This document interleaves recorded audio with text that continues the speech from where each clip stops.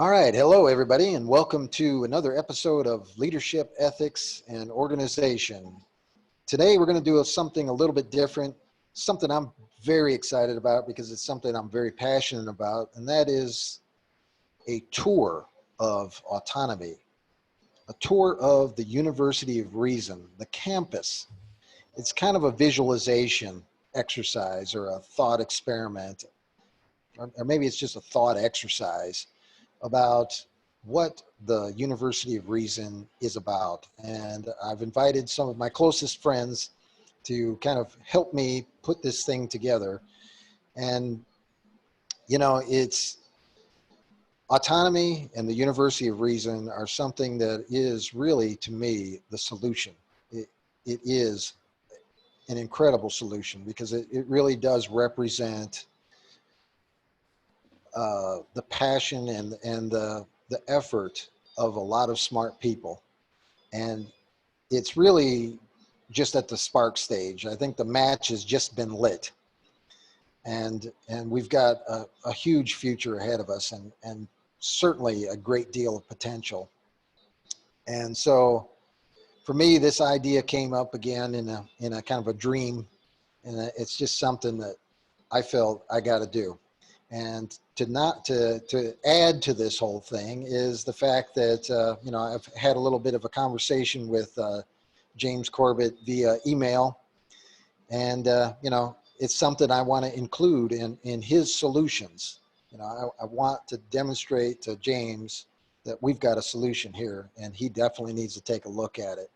And so, on top of all that, this is something I want to do. But let's talk a little bit about this visualization exercise. And if autonomy and the University of Reason, there's one centerpiece to this campus, and that is the main lecture hall. And that main lecture hall is really kind of the result and represents Richard's contribution, Richard Grove, who is really the founder of all this. And his lecture that typically happens on Fridays. I guess it always happens on Fridays, but we're in between season 3 and headed into season 4. And that is certainly the biggest draw and the centerpiece of the campus of the University of Reason. But when it comes to a campus, there's a whole lot of buildings. For anybody that's been on a university campus, there's all kinds of buildings all over the place. And there's all kinds of different schools of thought.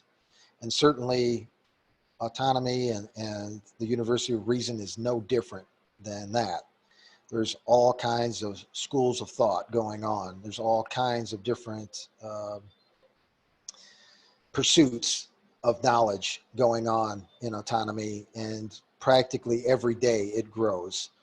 And as we go through this little exercise, I'm hoping that we're going to talk about quite a few of these things. But let me just throw it around the room and let's start it off. So what are some of the buildings that are on the campus of the University of Reason? Who wants Financial Education Building. What is it?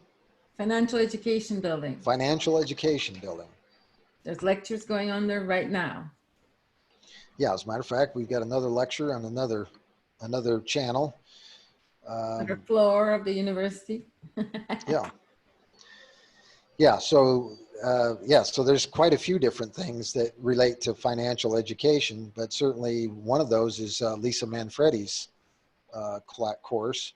And unfortunately, because I'm the two shows that I'm involved in always seem to be in the conflict, I've never had an opportunity to really check that show out. But from what I hear, it's good stuff, and it's stuff that you probably wouldn't hear from most financial advisors because it's a little bit too accurate.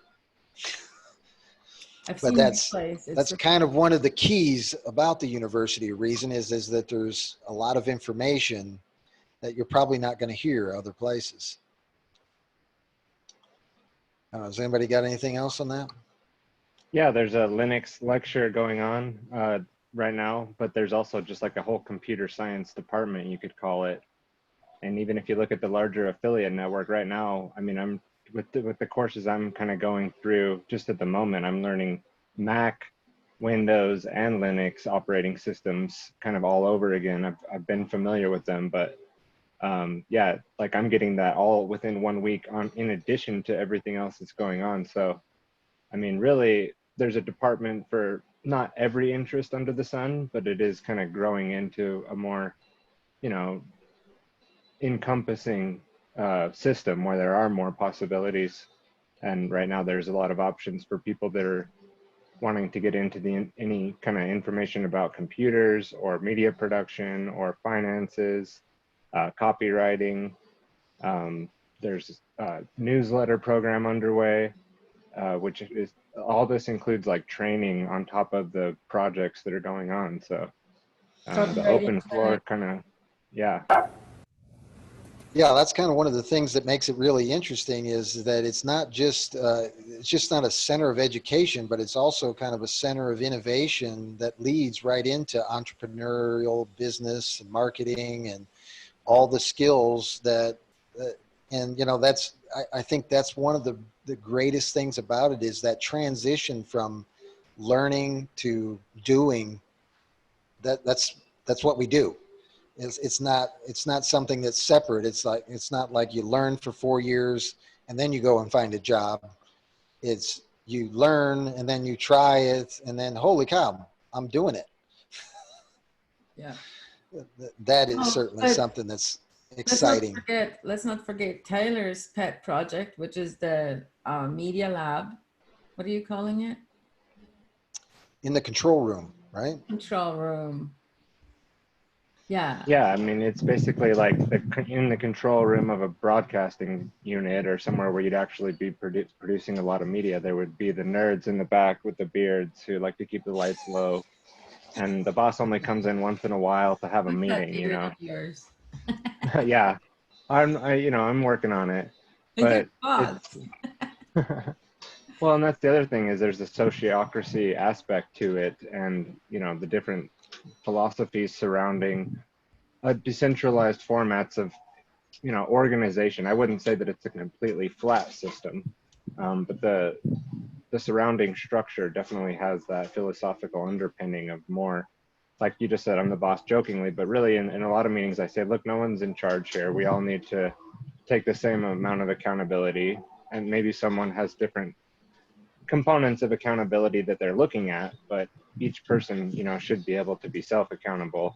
And that's another beauty about autonomy is, you know, the people that you're working with in these kind of extracurricular activities have been through a course which, you know, teaches them how to work, you know, with integrity and be excellent to each other, and these kind of sayings that go And on. think independently and solve It becomes problems. embodied. Yeah, and it kind of also filters out people that aren't maybe driving. I mean, not everybody excels, but they do, I think, take something away from the university. And then the doors open when they're ready to come back. Like Michael Pendergrast right now, he came in and he did a lot of activity and gave us a lot of information, and now he's out fishing away from the cell phones, and he'll be back with a lot of good stories, I'm sure.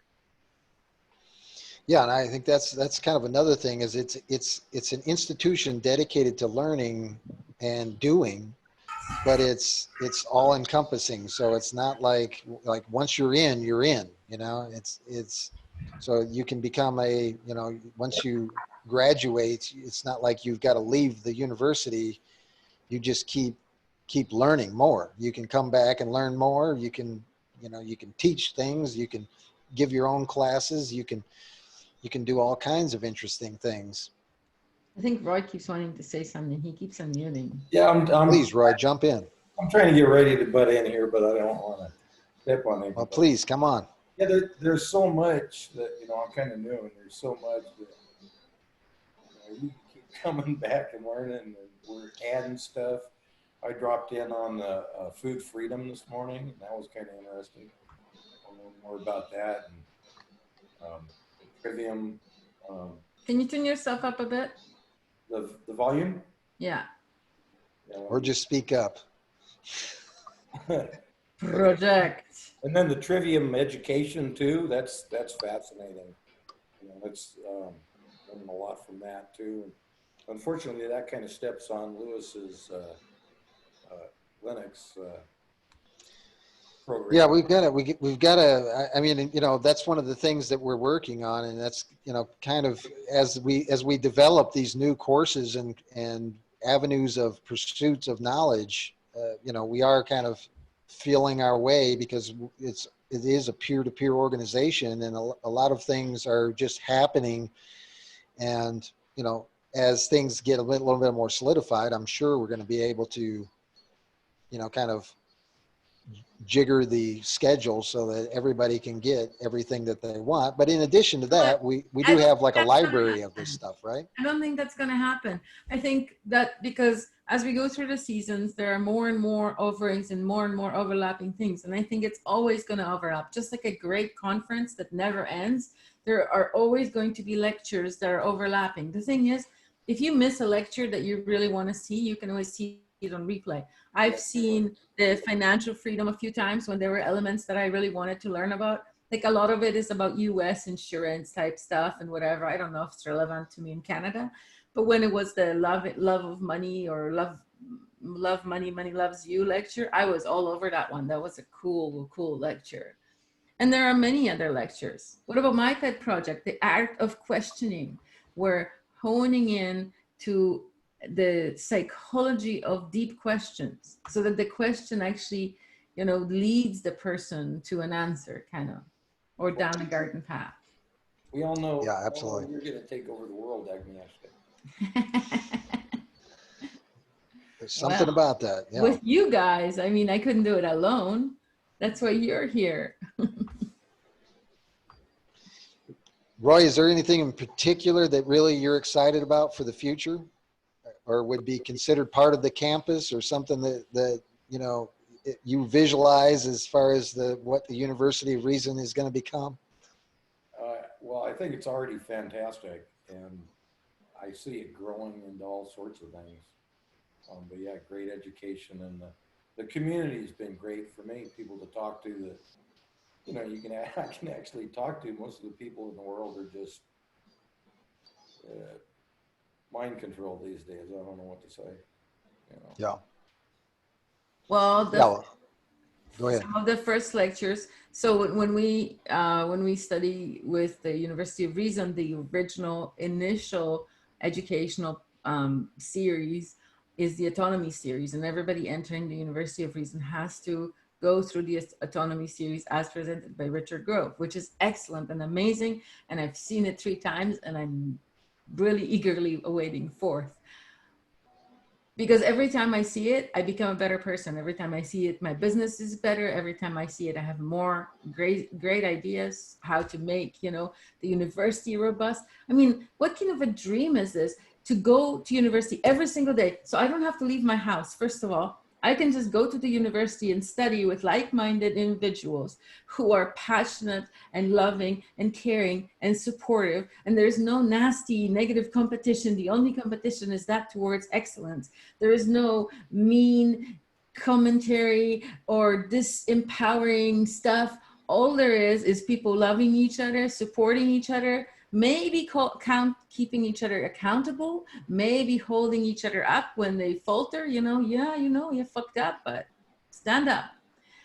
But well, as a matter of fact, well, when you talk about faltering and the idea of failing, this is something else that's really, I think, a lesson in regard to the University of Reason and autonomy, is this encouragement almost to do and fail and be okay with it. And what does Richard say? Fail forward, fail often. Yeah. Yeah, and when you have a whole group of people that are dedicated to that, it doesn't feel so bad to fail. In fact, it almost feels like you put a feather in your cap sometimes, because you learn something important, and that's really the key thing. And then the other thing is that like when you do fail, but when people pat you on the back and say it's going to be all right, and then they say, here, let me help you up here, or here, I saw you do this, and here, I can help you with that. it gives you a level of confidence that you would probably have never achieved in any other way. And to me, that is also something that's incredibly important that we're experiencing here on a daily basis. Well said, Michael. Go ahead, Roy. Well said. Mike, Oh, thank you. turn that up still. Well, what about the Linux master himself, Mr. Palacios? Are you going to jump in and comment on something? Hey guys, now I've got a couple of kids running around here in the background, so I was muted for your protection. And I came in a little late, so I did miss some of it, but I guess getting the gist of it. One of the things the other thing that's empowering is seeing people that you know and you've gotten to know doing stuff. That's inspirational, you know?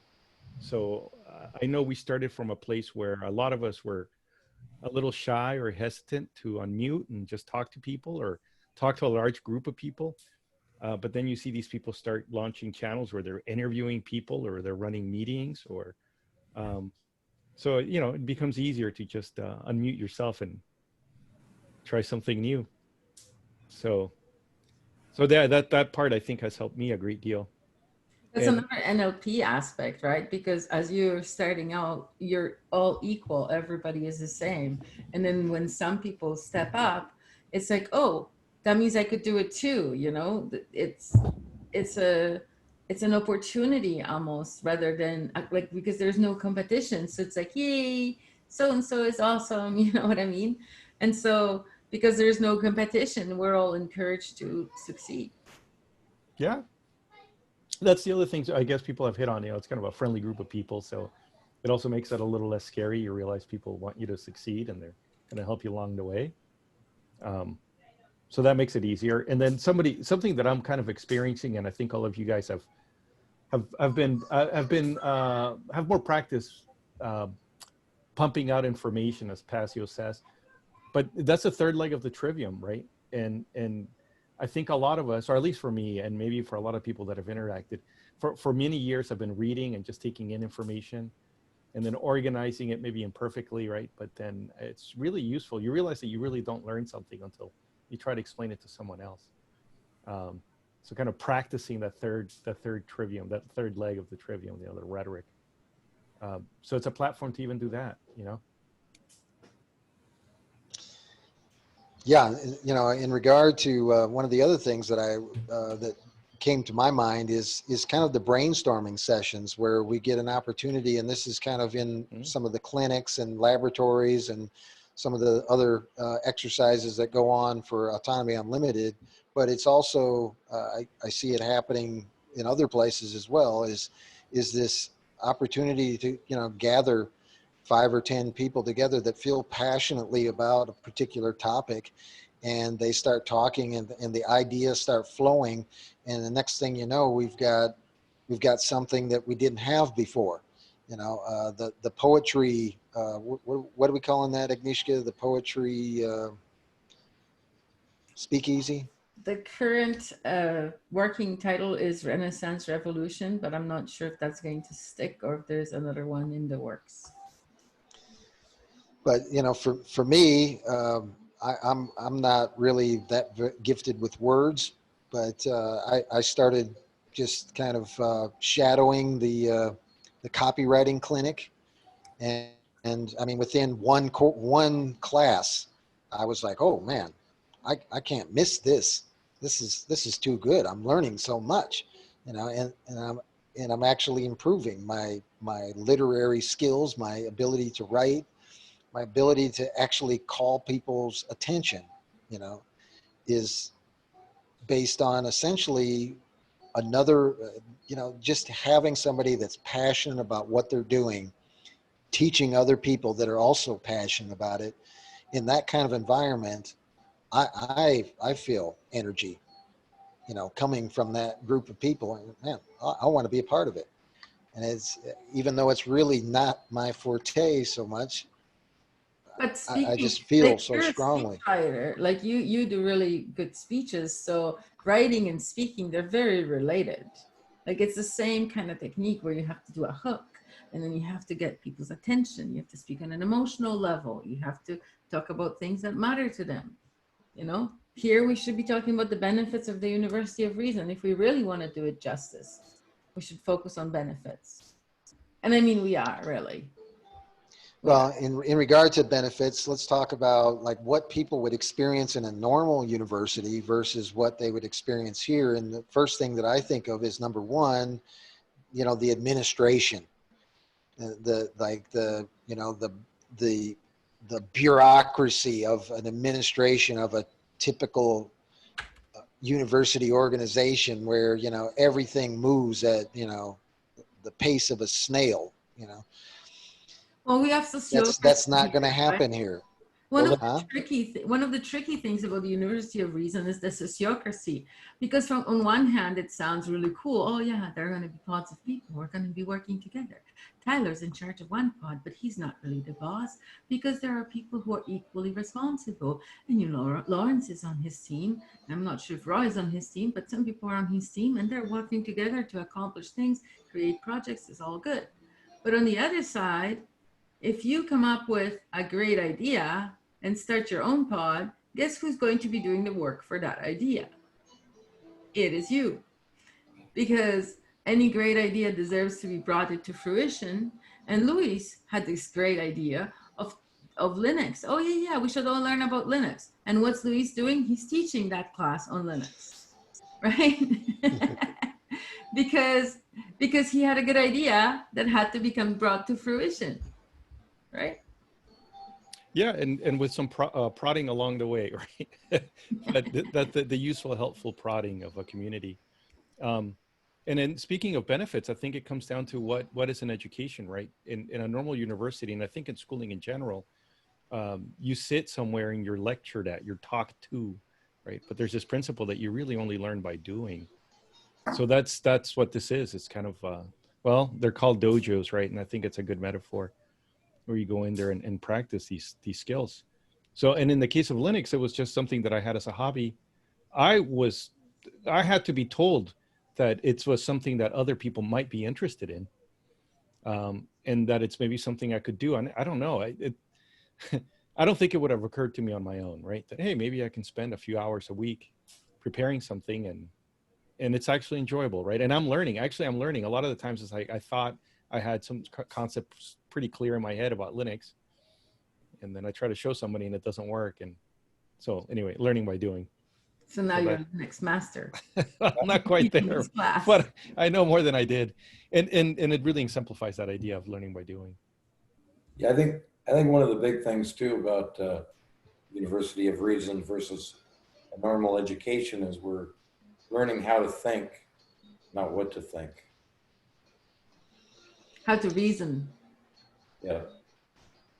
Well, I think the statement that Richard makes is there's still a question mark on the keyboard. So there's still a chance, you know, and one of the things that really gets people to think is questions. And certainly asking powerful questions is something that, you know, most people in most universities, they're not doing. They're basically shy. They shy them away from asking powerful questions. We're headed for powerful questions. And I don't know. Do you want to say anything on that? Because that whole thing, art of questioning. So we were at this planning meeting, and you know, as a member of University of Reason, or senior member even, I attend the planning meetings because I'm engaged and I want to make this the best university for the whole world. And the question was thrown, who would like to take care of questions? Like there's a need for creating questions for certain aspects of the course. Who would like to take that on? And I jumped up as a team leader for that because I thought, what a great opportunity. I've already studied, you know, appreciative inquiry, which is a type of art of questioning for coaching. But that's only one aspect of questioning, and there are more aspects. And so I want to learn more. Therefore, because I want to learn about the topic, I'm going to become the team leader for that team. and that's going. So now what I have is we're doing the questions, but we also are booked some guest speakers for the team, you know, and working through different challenges and things like that. Actually, I would like to ask Gabriel if he's ready. Are you ready to answer a question? Anyway, let me know if you are. I have a question. Yeah. So why did you want to be part of the art of questioning team? What was it that appealed to you from that? But in that. Well, several things did. Primarily just meaningful engagement with other people and being better at coming at topics and people with an inquisitive mind and exploring what they have to offer, and not just going out and making statements and debating, but rather inquiring as to other people's positions so that I can better inform my own. And in terms of business, I think there's a lot of value in sales and working with people, working with customers, and honing in on their needs and what you can do to better help people, better serve people, and help them succeed in their own endeavors. So being a And- member of this pod, there's more ends. No, go ahead.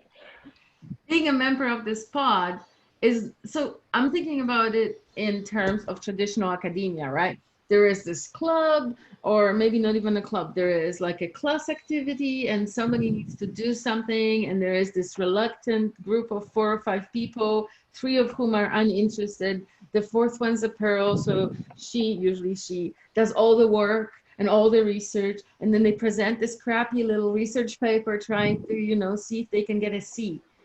You know, maybe a B if they're really lucky. But in the University of Reason, it's completely the opposite.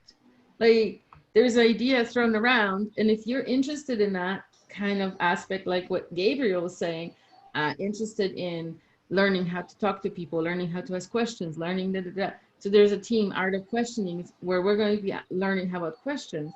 Boom. I can gain life skills out of that. I can bring that to all these different aspects of my life if I just learn this skill and work with this team for a limited amount of time, a few months or whatever, or forever.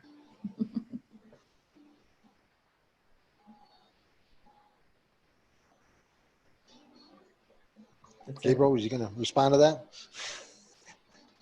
Well, no, I agree, and that was part of my thinking. Yeah, yeah, exactly.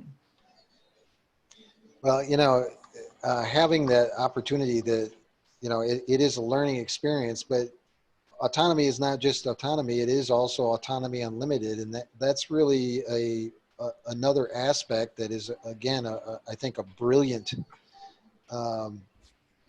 you know, transition piece that really adds to this whole thing, because for people that are entrepreneurs, there is no better spot than to have a group of people around you that know how to ethically market and sell things. And this is, I think, you know, this is really one of the primary aspects of the education that you get at the University of Reason, is that understanding of how important and powerful marketing and sales are, but how to do it in an ethical way that is completely different than what you see out in the what we call society these days.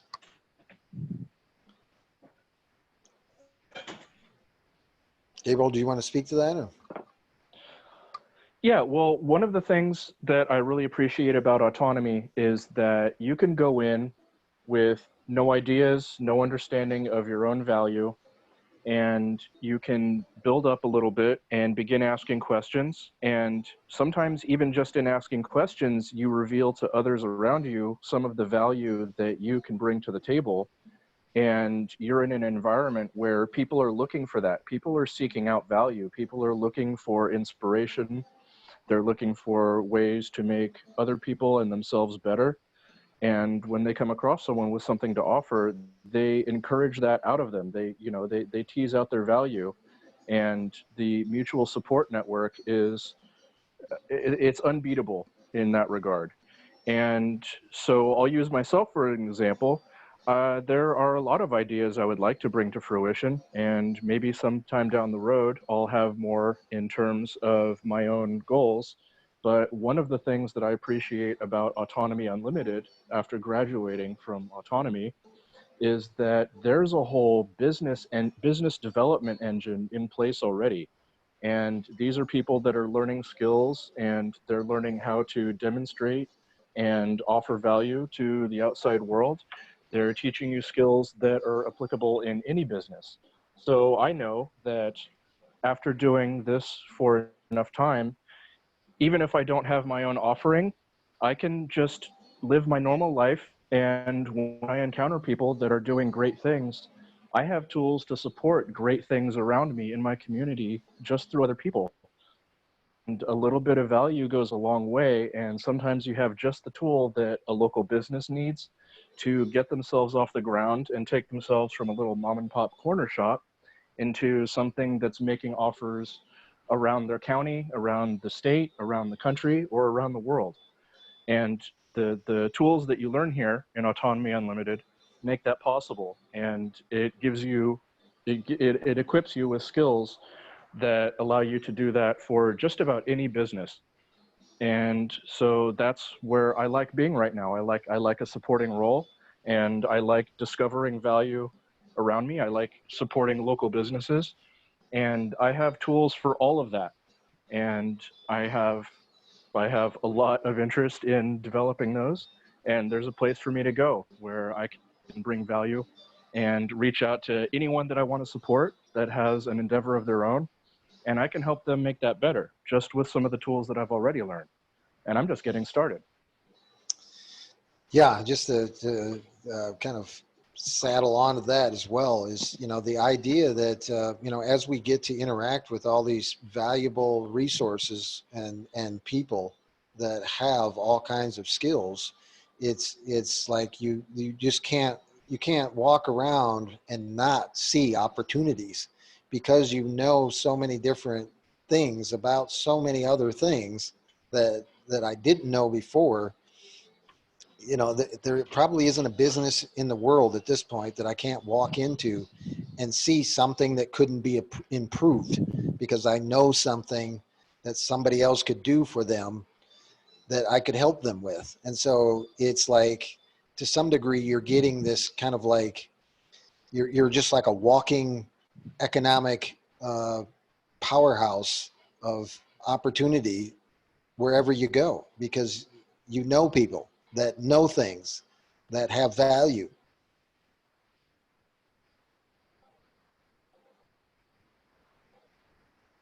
Absolutely. And another thing that's really impressed me in just the little bit of work I've done with Autonomy Unlimited is they are developing skills that are kind of on the cutting edge. Like, for example, if I want to learn some of the techniques that are being discussed around the copywriting circles, there's a lot of things that I can't just go out and Google up. I can't just go out and find some of the structure and some of the engagement and some of the tools that are being offered in Autonomy Unlimited, because they're being created on the fly. They're innovating, they're bleeding edge in reaching out to people.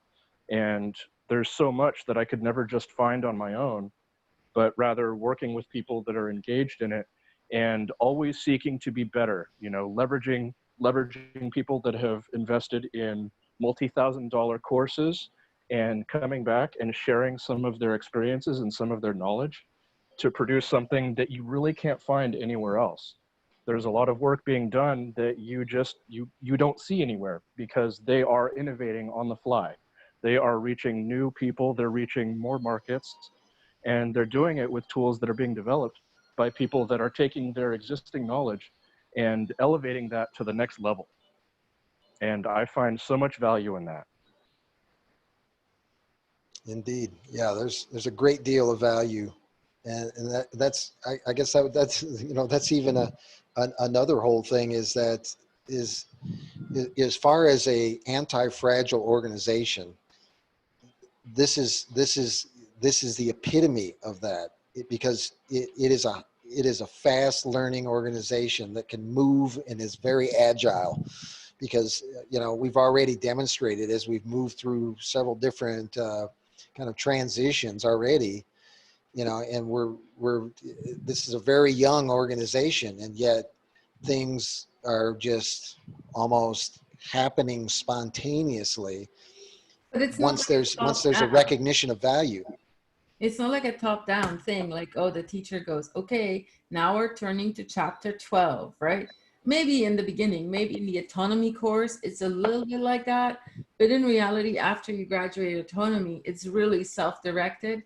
But it's not that you're studying alone. It's not that you're learning alone. There's always a group of people learning a topic with you or exploring a topic with you. Out of the hundreds of people who attend autonomy, there's always someone who knows a subject matter expert on some topic and will bring that subject matter expert to lecture if somebody else wants to learn that. So it's really very self-directed, right? Oh, I want to learn about money. Oh, there's a lady I know, Sarah McCrum, who wrote a book about money. Oh, okay, I'm going to bring her in. Let's do a financial education session. I'll bring her in and you can learn about money. You know, that's literally the conversation between Lisa and I, like months ago. Yeah. And then boom, a few months later, Sarah McCrum is lecturing at her university. So it's wonderful. We have access to experts from all over the world. And it's only going to get better and more powerful. All sorts of experts. Yeah. And where would you like to teach if you were an expert? You know, somewhere where people can grasp what you're doing and ask the most powerful questions, or somewhere where it's just there's a box and you listen and you stand at the front and everybody else just listens to you. And, I think maybe there's a couple questions at the end the worst part about what you were wearing. The worst part of academia would be more about the box. Right. So, and I even run into that when I was, you know, learning from traditional schools. No, we don't do it this way. We do it this way. Oh, but this way works better. No, we don't do it this way. This institution has been in place for 57 years and we've been doing it that way for 57 years. Oh, but this way is faster. No. Do you want to leave? Right. Whereas in autonomy, it's like, oh, you know a better way? Show me. Let's see if it's better. Is it better? Okay, let's implement it. Who wants to implement it? Oh, it's your way? Let's implement it. Yeah. And you know, there's a lots of discussion going on too. There's a lot of information being shared when it comes to questions about things that are going on in the world. There's always people having discussions, putting forth information, bringing up, you know, resources and you know, things that may be obscure from some old book or some interview from 50 years ago. There's all kinds of that kind of stuff going up. I mean, I can speak myself, you know, is it Alfred Korzybski? I don't want to get his name wrong, but you know, the idea of general semantics is something that I was introduced to here at Autonomy. And it's something that to me is rather substantial. It was really fostered and grew in Chicago, Illinois, someplace that I, you know, practically grew up in. And I never knew anything about this, you know, and yet here it is. It's valuable information. And it's basically sitting on a shelf for the most part for the rest of the world. But it's a key piece of information. And it's thankfully somebody in autonomy is up to speed on it and sees it as valuable. And so now we're proceeding on, you know, getting that valuable information into the hands of people that could use it. But, you know, talking about buildings on the campus of or the virtual world of the University of Reason, the library of the University of Reason is going to be a place that is just amazingly awesome, because it's probably going to be a place where you can find books that you can't find anywhere else.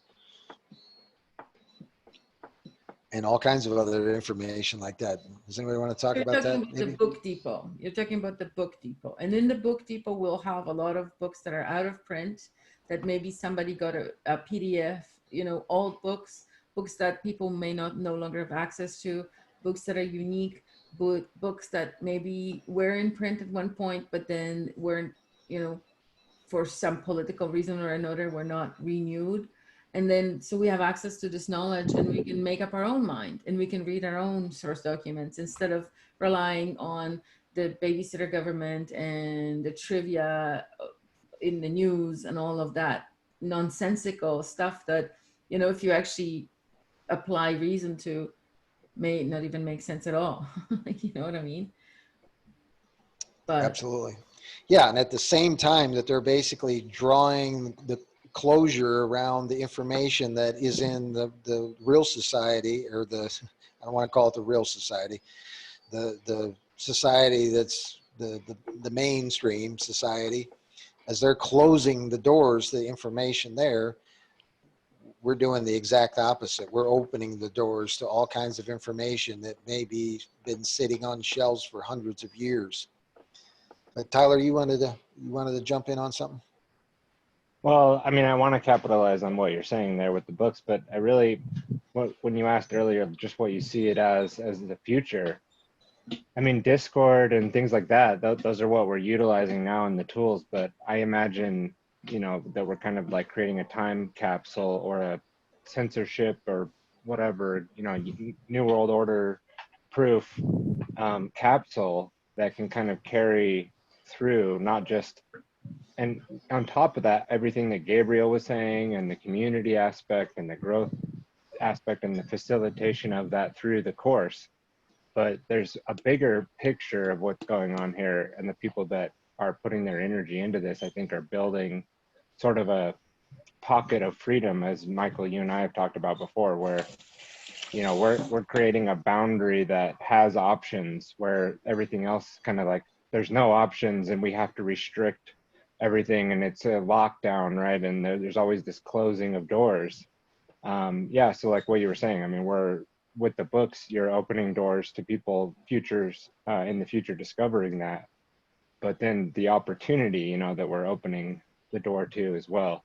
And right now that's, you know, needed more than ever, right? With so many people kind of having a gloom happen around them where there's this giant cataclysm of them losing their job and their landlords breathing down their throat, and there's you know, protections that are fading away for them, and they, you know, I always like to let people know there's always an option, and here we're kind of proving that even with the failures that you were talking about before, you know, you're closing a door maybe, but then there's other ones that are opening up if you're willing to go and look for that.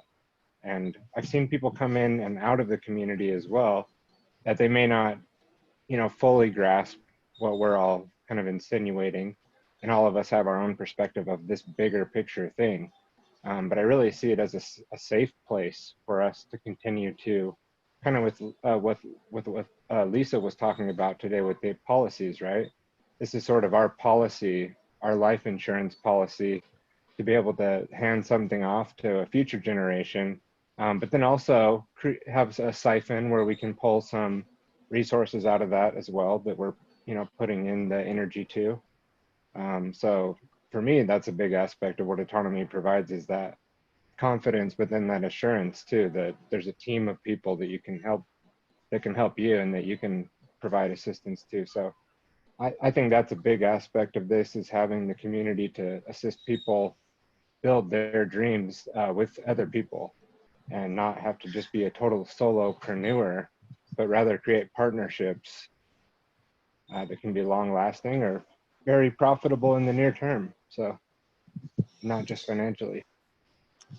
Yeah, I think there is a kind of a project mentality starting where, you know, like projects happen, people come together, they work on those projects, the project is successful, they all benefit from that, and then they move on, so it isn't like there's necessarily, and again, this is kind of one of these things where it's not like you're going to be working for a corporation for 40 years. Yeah, you could be working with Autonomy or Autonomy Limited for 40 years, but you could be doing a myriad of things during that time. You might start off, flying airplanes or something because that's what you started with, but maybe by the end you're, opening up a barber shop or opening up a automobile manufacturing facility. Who knows? I mean, everything is, the sky is the limit. And I think certainly one of the statements is everything is possible, or at least it seems like everything is possible. And we're just really striking the match as far as I'm concerned. But I do feel very strongly that, everything is possible here. I really like Tyler's t-shirt. Yeah, well, and what you're saying, like putting books in a room might seem like, oh, those are going to be harder to find, or just books in a thread, but somebody might come along and write a script that pulls every single one of those books out and starts seeding them on torrents and putting them up on IPFS and making them digitally available and have an audio version that you can listen to. So it might seem kind of, a little bit tedious now to, oh, just planning these books here. Is anybody even going to download it? But that's that infinite or unlimited aspect, Michael, is like, just today I was in a meeting that I had my computer restarted. So I was going on a little walk and I hopped in Discord while I was waiting for my computer to boot. And just kind of organically, Agnieszka was talking about the links and the schedule in Discord and how they weren't working that well. And, I mentioned, hey, maybe this, and Dustin mentioned, hey, maybe that. And then Lisa said, why not do it this way? And within the next hour, we had a bot in that on its own room updating the calendar links. And today it's been automatically, spitting out the links as we go. So we solved that problem within an hour. And it was just kind of like a side conversation that really wasn't the intention today or anything. But that organically came up and was solved. And it didn't take 2 weeks of getting approval and sending emails and kind of having meetings. And, I just let Joshua know kind of what we did, made sure he was cool with it, and did some tests, and that thing's up and running. So that's what I mean about the book depository too, is that could turn into part of the University of Reason library in a lot of other ways, like the Peace Revolution is now in the library, right? And so that's utilizing that digital media in a strategy that, for me personally, that podcast was invaluable. I went through it several times. I archived it on my own personal computer because I thought it was that important. I wanted to make sure there was copies out there.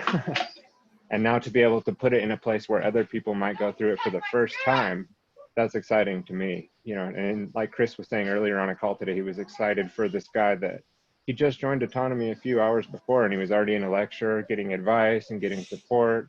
Some new projects came out of that, some permaculture contacts. And I think he'd only been in Autonomy for a few hours.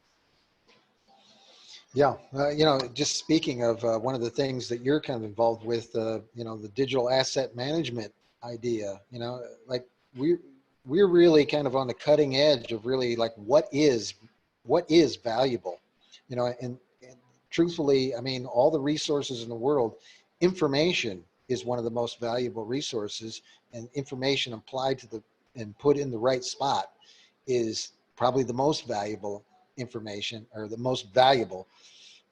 And that's certainly something that you're involved with, and kind of creating that circumstance that manages all that stuff for people that are content creators.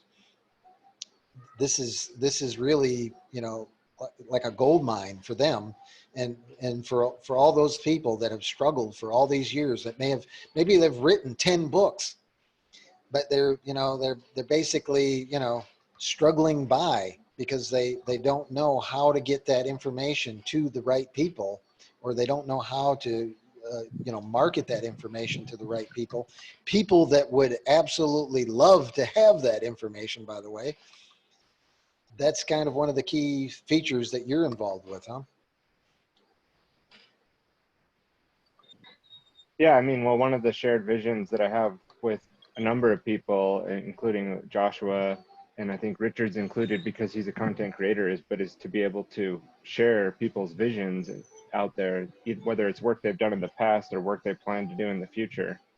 I think some of the best work we all have to produce here in this room is yet to be produced. You know, we're still about to produce that work, and um, you know, just being able to assist people with that, not only in a way that could help just your average Joe business, but then yeah, with a freedom oriented aspect to it. So, you know, we don't go and work with just anybody that's out there that's trying to promote any old book, but you know, selectively choosing people that Richard's worked with over time, like James Corbett.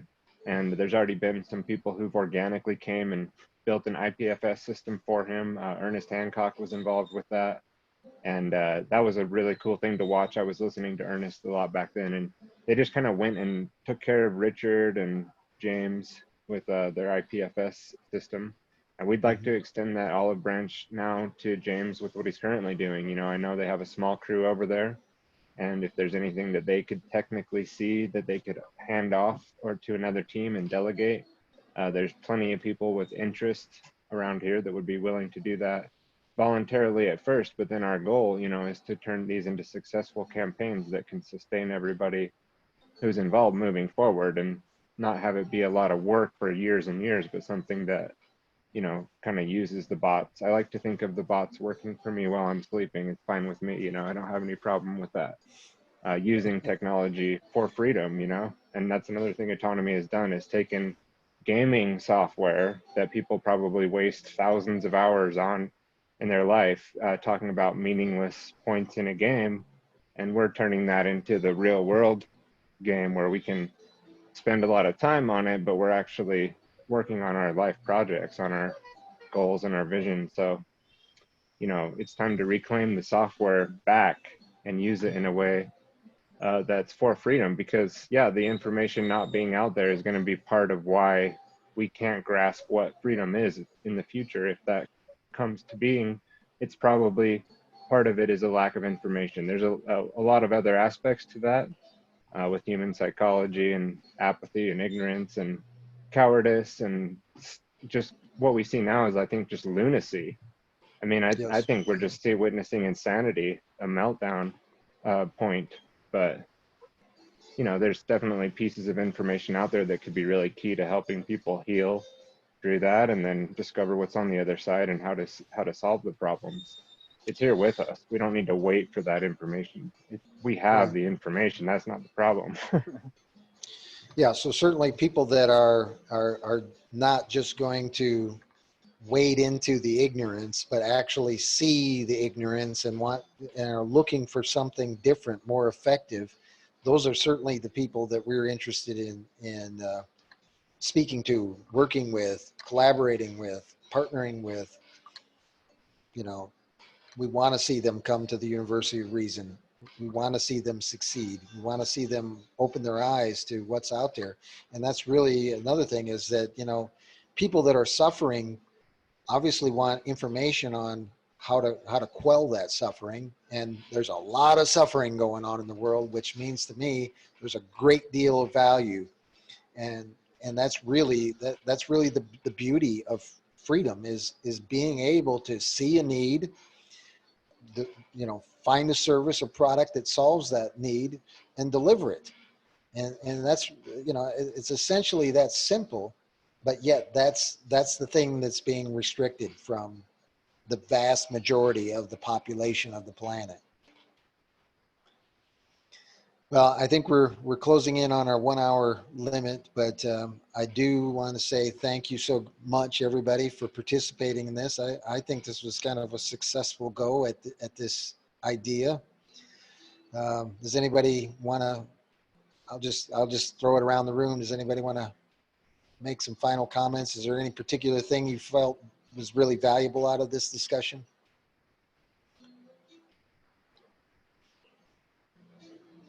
Go ahead, anybody.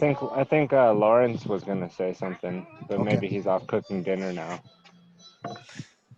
I'll put him on the spot. Oh man.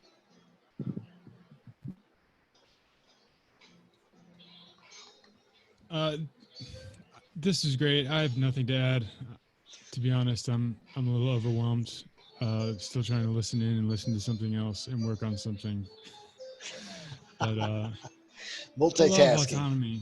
I love Autonomy Unlimited, and can't wait to see what's coming next. Awesome. Love you guys. Thank you, Lawrence. We love you too.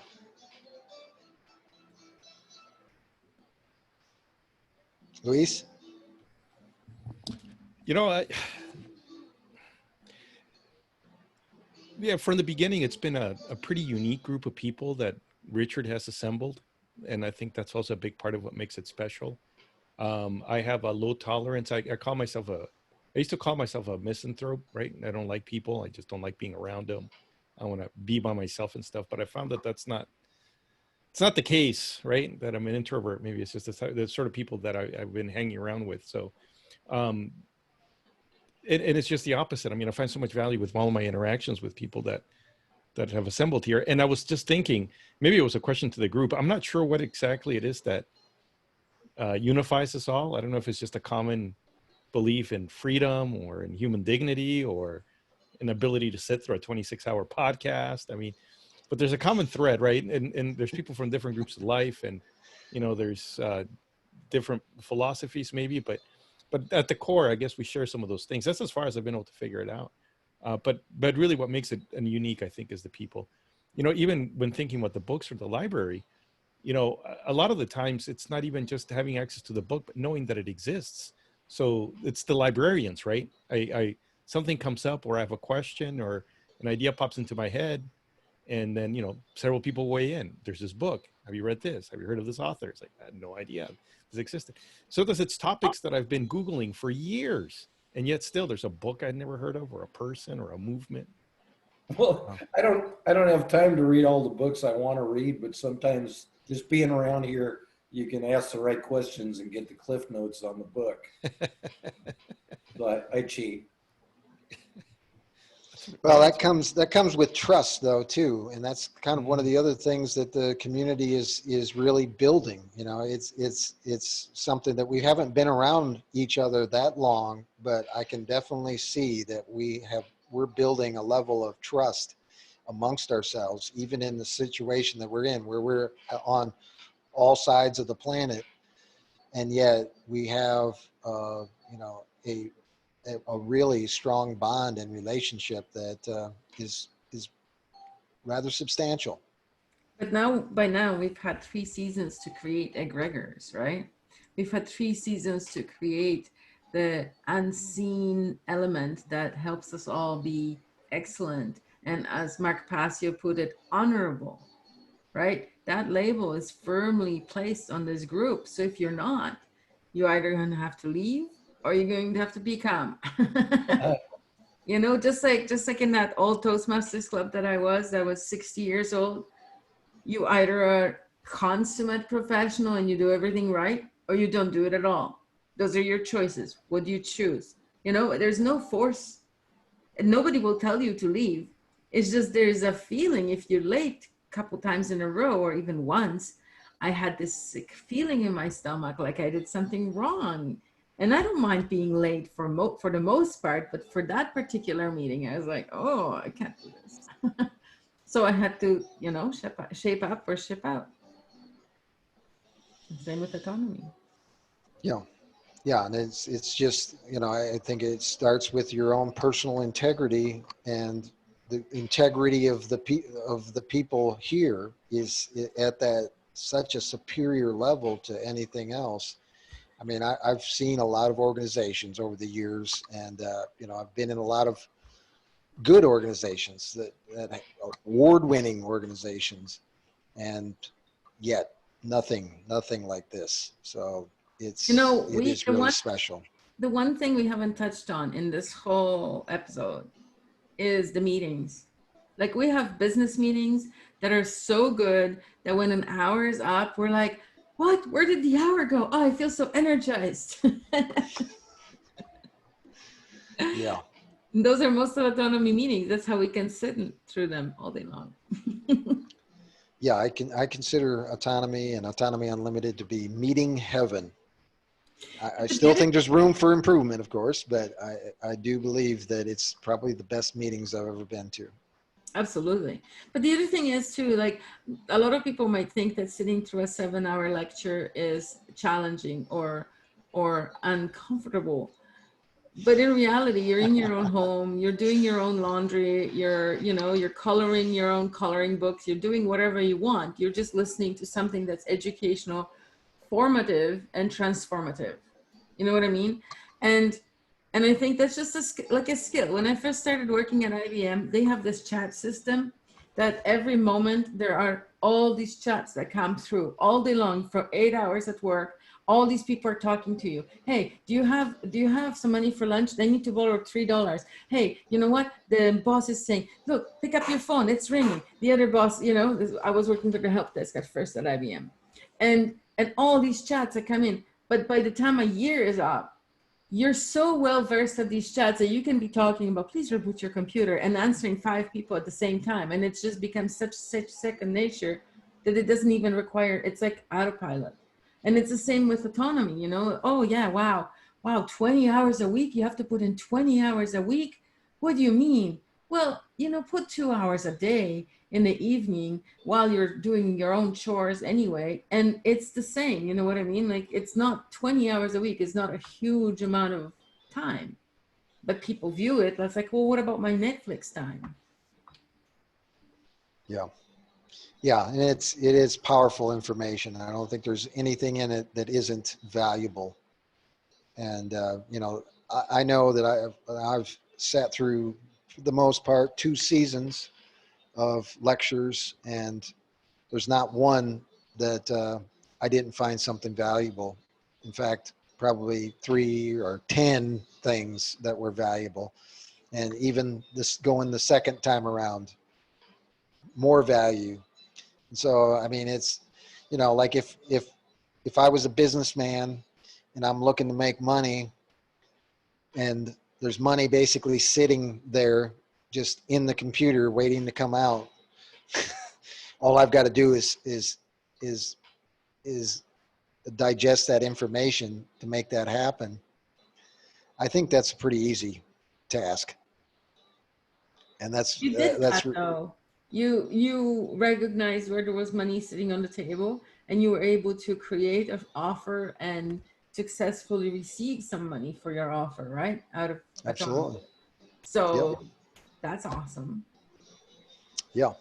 Yeah. And that's what you can learn here. And so with that said, I'm going to conclude unless anybody else has anything else to say. One last shot. Anybody? Okay. So with that said, I will say thank you so much. I really appreciate everybody showing up this evening. And certainly for those of you that are watching or listening, thank you so much for your time and attention. I hope this was a really valuable show. I think this is a little bit out of the normal for what this show is about. But really, in actuality, when it comes to leadership, when it comes to ethics, when it comes to organization, autonomy is it. There's just no substitute. That's the place to be. So thank you so much, and have a good time. Good evening. Enjoy. Bye-bye. See ya.